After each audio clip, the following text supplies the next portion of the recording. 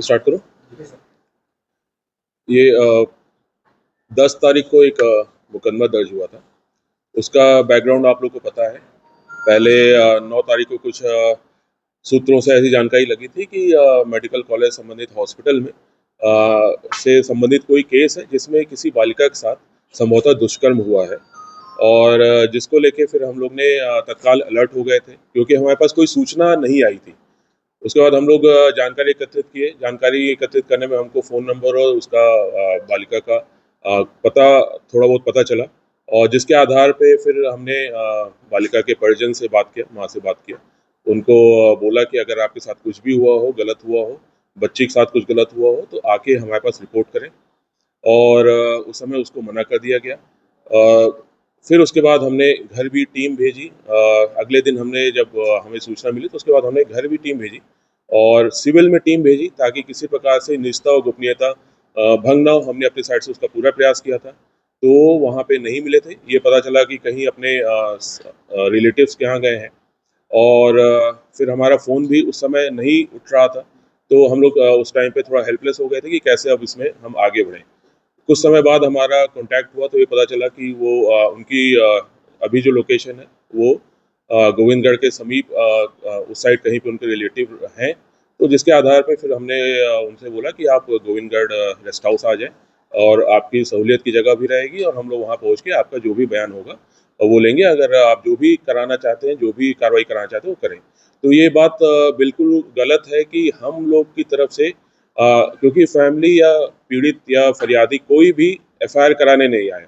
जो भी इनिशिएटिव लिया गया, जो भी प्रयास किए गए, वो हम लोग ने स्टार्ट किए थे कि अगर किसी बच्ची के साथ कुछ गलत हुआ है तो हम उसको जो उसके आरोपी हैं, जो गलत किए हों, उनको हम सज़ा दिला सकें। तो हमारी पूरा पुलिस टीम इसमें लग के हम लोग प्रयासरत थे। हमारे साथ तहसीलदार और प्रशासन भी उसमें लगा हुआ था। और फिर उसके बाद जब गोविंदगढ़ रेस्ट हाउस में बयान वगैरह हुए, उसमें जो उन्होंने कथन दिया बच्ची ने, वो बहुत ही स्पष्ट नहीं आ रहे थे। जो उसका जो आप समझते हैं कि एक पूरी घटनाक्रम अगर बताई जाती है, तो उसमें बहुत सारी उसका अभाव था कि क्या हुआ पहले, फिर कैसे हुआ, क्या हुआ, वो सारी चीज़ें आप लोग देखेंगे भी कभी जब आपके पास एफआईआर वगैरह कहीं से आपके पास मिलती है, या हम चार्जशीट वगैरह जमा करते हैं, तो उसमें बहुत कुछ स्पष्ट नहीं था। तो इसलिए पुलिस टीम जो थी, उन्होंने भी बार बार पूछा कि आप सही चीज़ बताएं, और जो भी हुआ है वो सही सही बताएं। आपके साथ अगर छेड़छाड़ हुई है वो बताएं, आपके साथ अगर गलत कार्य हुआ वो बताएं। हमने हमेशा उनको स्वतंत्र रखा। आप जैसा कथन देंगे, हम वैसा आपका कथन नोट करके उन्हीं धाराओं में हम अपराध कायम करेंगे। और उसके पहले ये भी बताना चाहूँगा कि मैंने खुद पीड़िता की माता से बात किया था। उस समय वो राज़ी नहीं हो रहे थे। मैंने उनको कन्विंस करने की कोशिश की थी, समझाने की कोशिश की थी कि अगर आपकी लड़की के साथ कुछ गलत हुआ है, तो प्लीज़ रिपोर्ट कराएँ। अगर आप नहीं कराएँगे तो ऐसे आरोपी अन्य बच्चियों के साथ भी कर सकते हैं, और आपकी बच्ची के जो आरोपी हैं, उनको भी हम सज़ा दिला सकें। इसलिए हमने उनको मनाने की कोशिश की थी, और जिसके बाद उन्होंने समझ के फिर वो रिपोर्ट उन्होंने दर्ज कराई थी। बहरहाल फिर जब रिपोर्ट वगैरह दर्ज हुई, उसमें क्योंकि काफ़ी रात हो गई थी, और फिर उनकी सहूलियत के लिए, क्योंकि अगले दिन इसमें कई सारी प्रक्रियाएँ होती हैं, मेडिकल होता है, न्यायालय जाँच होती है, इसलिए फिर उनको लाके उनकी ही सहमति से उनकी माँ के साथ, लड़की की माँ और उनको हमने वन स्टॉप सेंटर में रखा था। अगले दिन हमने एक टीम भेजी वरिष्ठ अधिकारियों की, जिसमें महिला अधिकारियों की, जिसमें एडिशनल एसपी आरती भी थी और अन्य महिला अधिकारी थी।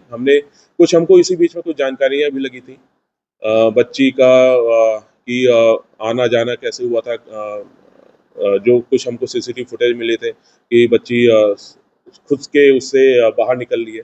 किसी ऐसा प्रभाव नहीं दिख रहा था उसमें नशे का या कोई ऐसी चीज़। तो वो सारी चीज़ें भी हमने उससे पूछा। कुछ हमको जानकारी लगी कि वार्ड बॉय जो है, वो भी बच्ची से उसकी भी बातचीत हो गई है बीच में। और तो उसके आधार पे भी हमने पूछा कि आपने पहले एफआईआर में इसके बारे में कुछ भी नहीं बताया।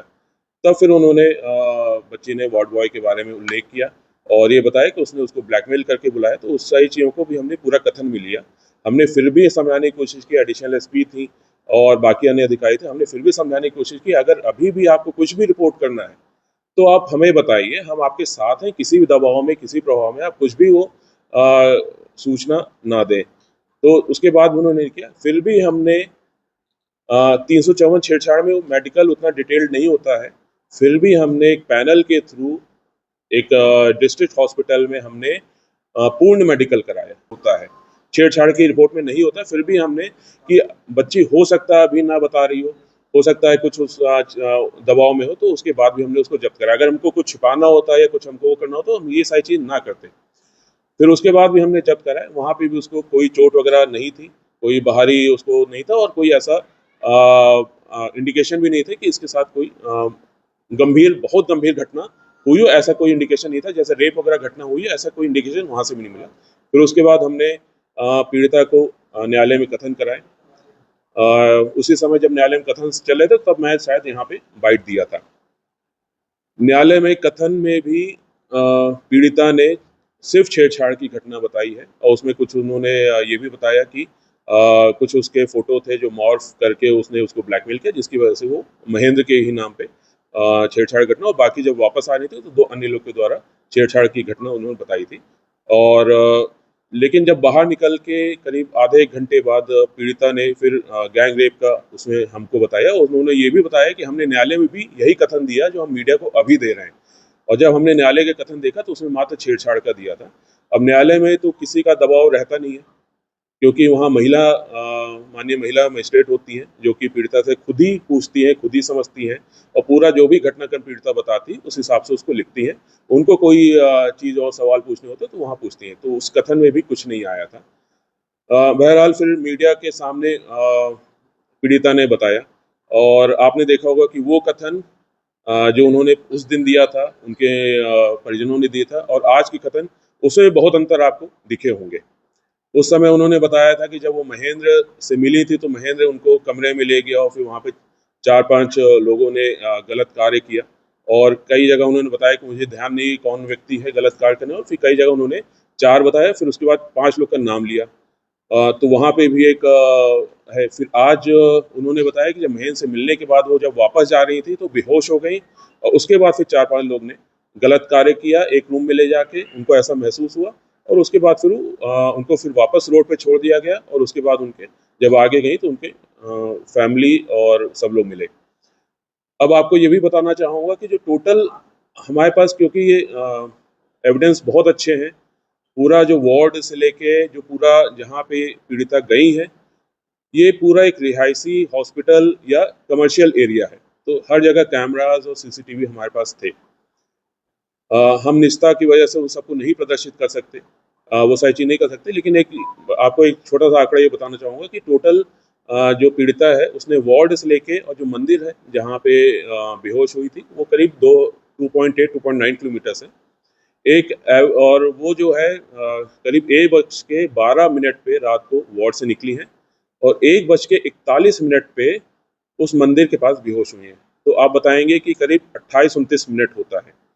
एक नॉर्मल आदमी जो होता है वो आधे घंटे में 3 किलोमीटर चलता है, अगर ठीक ठाक स्पीड से चल रहा है। अगर बहुत स्लो नहीं चल रहा तो ठीक ठाक स्पीड से 6 किलोमीटर वो चल लेता है, और ये भी उसी हिसाब से 2.8 किलोमीटर इन्होंने कितने मिनट में किया बताइए? 21 और 29 मिनट्स में इन्हें 2.8 किलोमीटर चाहिए।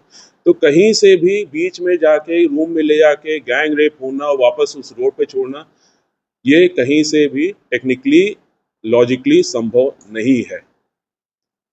फिर भी हमने पीड़िता का हमने कल भी एक पूरा कथन लिया है। उसमें वही जो आज उन्होंने अपने प्रेस कॉन्फ्रेंस में बताया वैसे ही कुछ बिंदु उसमें बताए हैं, उसको भी हम जांच में रखे हैं और हम प्रयास ये कर रहे हैं कि पीड़िता को हम जो भी उसके साथ अगर जो गलत हुआ उसको हम न्याय दिला पाएँ। जो मेडिकल में वो एफएसएल की स्लाइड्स जब्त हुई हैं उसको भी हम क्योंकि अभी तक उसमें धारा ही नहीं जुड़ी है, लेकिन हमने उसको फिर भी हमने एफएसएल लैब भेजा है कि बाय चांस हमको कुछ भी एविडेंस उसमें मिलते हैं तो हम उसमें सुसंगत धाराएं उसमें बढ़ाएंगे। इसके साथ साथ जो पीड़िता है उसकी माँ ने भी आपने देखा होगा कथन दिए थे, तो उसमें माँ ने भी बोला था कि नहीं कोई दबाव पुलिस ने नहीं बनाया। तो कहीं ना कहीं ऐसा मुझे लग रहा है कि पीड़िता को आगे करके कुछ अन्य तरह के इसमें क्रियाकलाप किए जा रहे हैं, जो कि बहुत ही दुखद है। एक पीड़िता एक छोटी सी बच्ची है, 16 साल की बच्ची है। मैं सभी से अपील है कि उसको इस तरह से चीज़ों में ना यूज़ करें और जो सच्चाई है उसको आने दें। और क्योंकि अगर हम आप देखेंगे अभी तक 4-5 बयान उसके चेंज हो गए हैं और जो उसका ओरिजिनल केस है वो भी कमज़ोर होता जाएगा अगर उसके बयान ऐसे ही बदलते रहेंगे। तो बस यही अपील है कि हमने अपनी साइड से पूरी ईमानदारी से, हमारी पूरी टीम ने दिन रात जग के इस पूरे केस को हमने सॉल्व करने की कोशिश की, पूरे उस पीड़िता को न्याय दिलाने की कोशिश की है। और मैंने अभी भी अपील है पीड़िता और उसके परिजनों से कि आप हमको बताएं, हम सारी चीज़ें आपकी मदद करने के लिए तैयार हैं। जो सही घटना है वो हम करना चाहते हैं, और जो आरोपी हैं उनके खिलाफ हम कार्रवाई करना चाहते हैं। बस यही अपील करना चाहते हैं। बच्ची न्यायालय के बाहर ये कहती है कि हमने जो न्यायालय में कहा वही यहाँ कह रहे हैं। आज वो कहती है कि हमने न्यायालय में वो नहीं कहा जो हम यहाँ कह रहे हैं। तो क्या मानते हैं इसमें कुछ राजनीतिक व्यक्ति शामिल हो गए हैं और इसको मामले को खूब पकड़ा है? निश्चित रूप से, जैसे आपने सुना ही होगा, उस दिन उसने पीड़िता बच्ची ने बोला था कि हमने न्यायालय में वही कहा जो अभी यहाँ कह रहे हैं। फिर हमने जब बताया कि न्यायालय में तो पीड़िता ने मात्र छेड़छाड़ की बात की, तो फिर आज बयान बदल गए और उसमें ये बताया गया कि न्यायालय में पीड़िता ने पुलिस के दबाव में बयान दिए। तो कहीं ना कहीं ये बार बार बयान को बदलना, बार बार उसको वो करना, कहीं ना कहीं ऐसा लग रहा है कि क्योंकि पीड़िता अबोध है, तो उसको कोई ना कोई आइडियाज दिए जा रहे हैं, उसको कुछ ना कुछ बताया जा रहा है, जिसके आधार पर उसके कथन बार बार चेंज हो रहे हैं। अब ये कहना